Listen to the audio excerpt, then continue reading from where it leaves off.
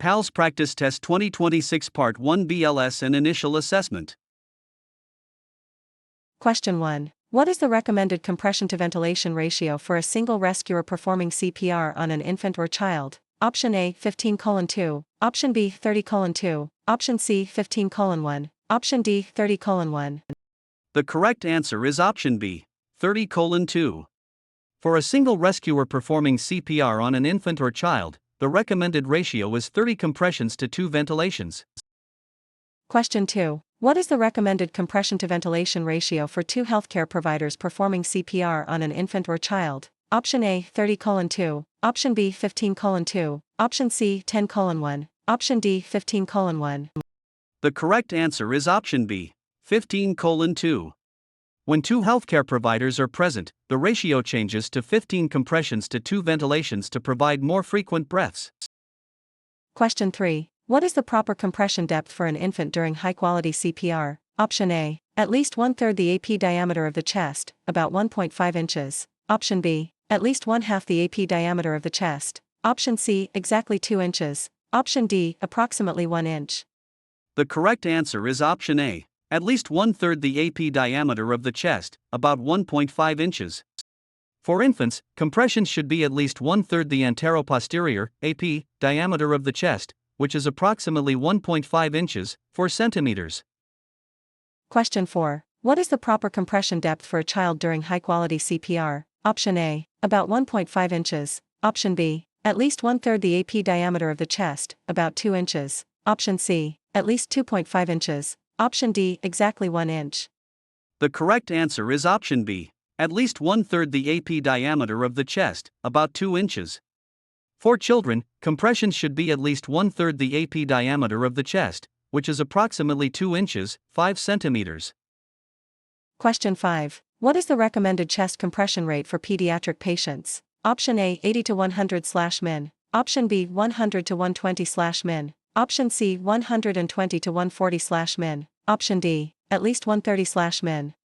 The correct answer is option B, 100 to 120/min.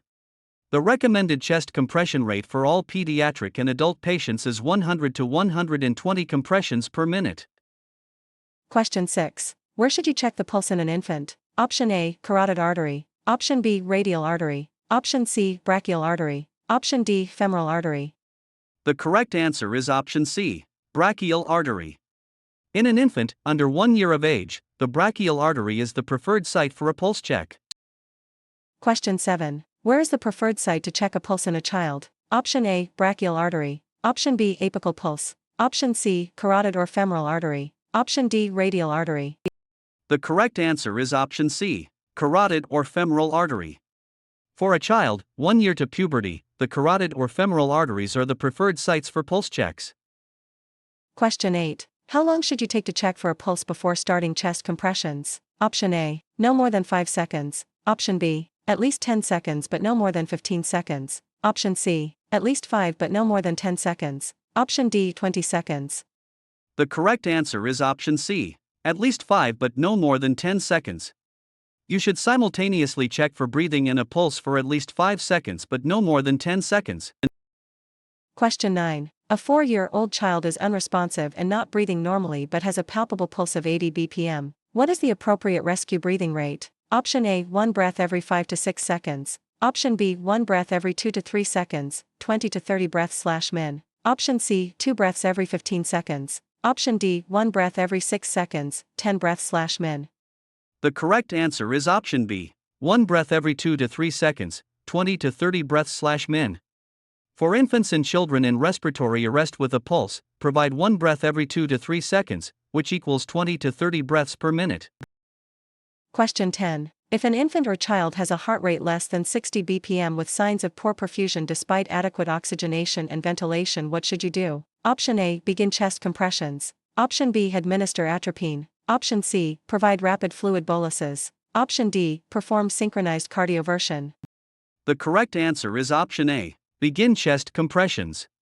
If the heart rate is less than 60 bpm with signs of poor perfusion despite adequate oxygenation and ventilation, you must begin chest compressions.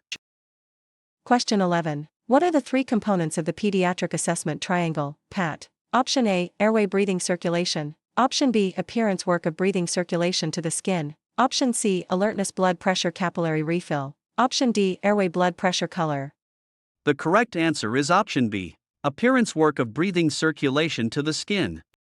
The PAD is a rapid, visual assessment tool consisting of appearance, work of breathing, and circulation to the skin. Question 12. Which of the following is assessed under the appearance component of the PAT? Option A, skin color. Option B, retractions. Option C, tone interactiveness and consolability. Option D, respiratory rate. The correct answer is option C, tone interactiveness and consolability. Appearance is evaluated using the titles mnemonic, tone, interactiveness, consolability, look/gaze, and speech/cry. Question 13. During the primary assessment, what does the E in ABCDE stand for? Option A, evaluation. Option B, exposure. Option C, epinephrine. Option D, environment. The correct answer is option B, exposure. In the primary assessment, ABCDE stands for airway, breathing, circulation, disability, and exposure. Question 14. Which of the following is a sign of increased work of breathing? Option A, acrocyanosis. Option B, nasal flaring and retractions. Option C, capillary refill of 2 seconds. Option D, heart rate of 110 bpm. The correct answer is option B, nasal flaring and retractions. Signs of increased work of breathing include nasal flaring, retractions, head bobbing, and grunting. Question 15. What does the AVPU scale measure during the primary assessment? Option A, circulation. Option B, respiratory effort. Option C, level of consciousness, disability. Option D, pain level. The correct answer is option C, level of consciousness, disability. AVPU measures the level of consciousness/disability, alert, voice, response to, pain, response to, unresponsive. Question 16. A capillary refill time of 4 seconds in a child indicates what? Option A, normal perfusion. Option B, hyperdynamic state. Option C, poor perfusion, delayed. Option D, fever. The correct answer is option C, poor perfusion, delayed. A normal capillary refill time is 2 seconds or less. A prolonged time, greater than 2 seconds, indicates poor perfusion.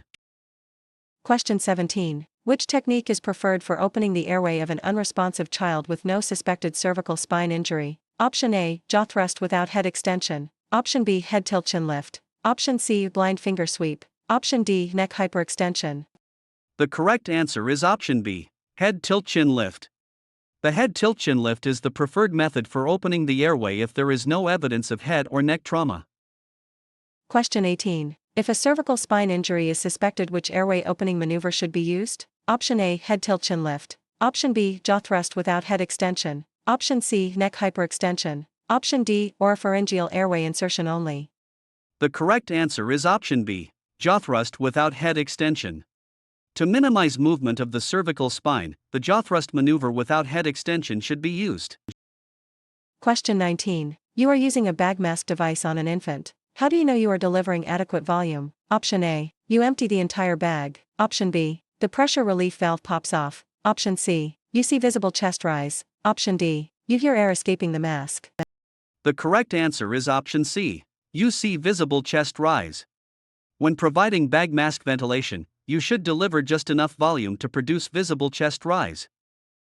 Question 20. What is the correct hand placement for 2 rescuer infant CPR? Option A, 2 fingers on the center of the chest. Option B, 2 thumb encircling hands in the center of the chest just below the nipple line. Option C, the heel of one hand on the lower sternum. Option D, 2 hands interlocked on the upper sternum. The correct answer is option B, 2 thumb encircling hands in the center of the chest just below the nipple line. For 2 rescuer infant CPR, the 2 thumb encircling hands technique is preferred as it produces better blood flow and higher blood pressure. Question 21. A child is gasping for air and has a pulse. Are gasps considered normal breathing? Option A, yes, gasps provide adequate oxygenation. Option B, no, agonal gasps are not normal breathing and indicate cardiac arrest. Option C, yes, if the pulse is over 60 bpm. Option D, no, but they do not require intervention. The correct answer is option B. No, agonal gasps are not normal breathing and indicate cardiac arrest. Agonal gasps are an inadequate form of breathing. A patient who is gasping and unresponsive should be treated as having respiratory arrest or cardiac arrest if no pulse. Question 22. In the evaluate, identify, intervene sequence, what diagnostic tools are primarily used in the evaluate phase? Option A, primary, secondary, and diagnostic assessments. Option B, administering medications. Option C, applying a defibrillator. Option D, placing an advanced airway. The correct answer is option A, primary, secondary, and diagnostic assessments. The evaluate phase consists of the clinical assessment tools, the PAT, primary assessment, secondary assessment, and diagnostic tests.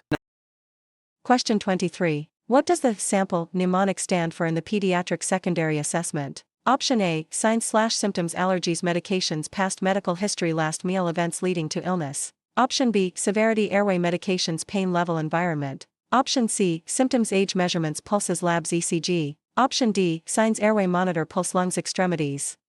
The correct answer is option A, signs/symptoms, allergies, medications, past medical history, last meal, events leading to illness. Sample is used to gather a focused medical history, signs/symptoms, allergies, medications, past medical history, last meal, and events leading to the presentation.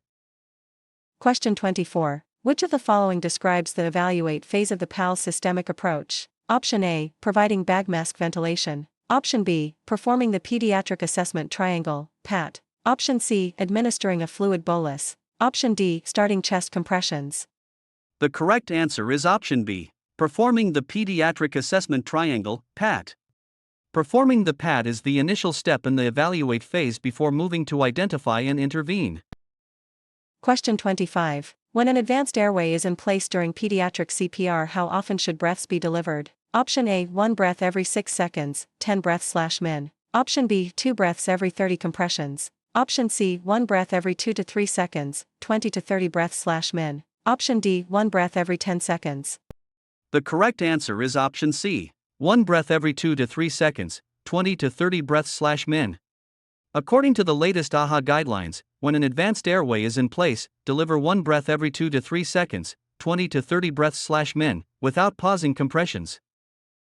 Question 26. What is the maximum time a pulse check should take in a pediatric patient? Option A, 5 seconds. Option B, 10 seconds. Option C, 15 seconds. Option D, 20 seconds.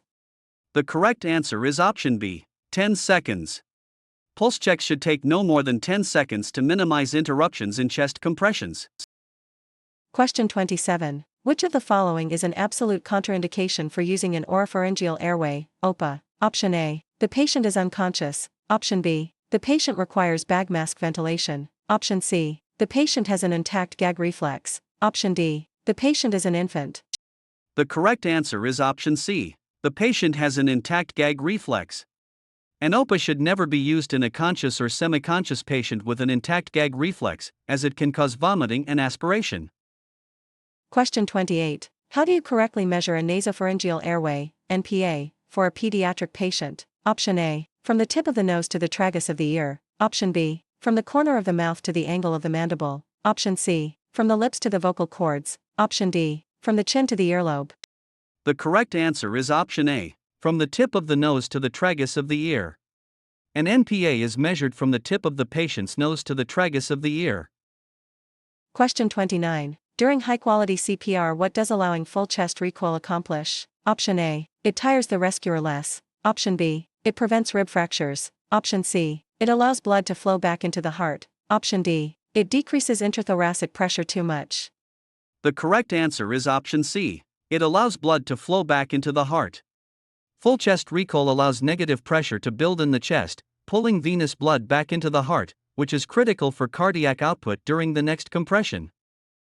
Question 30. If you are alone and find an unresponsive infant who is not breathing but you did not witness the arrest, what should you do? Option A, leave the infant immediately to activate the emergency response system. Option B, perform 2 minutes of CPR before leaving to activate the emergency response system. Option C, wait for someone to walk by. Option D, give 2 rescue breaths and wait.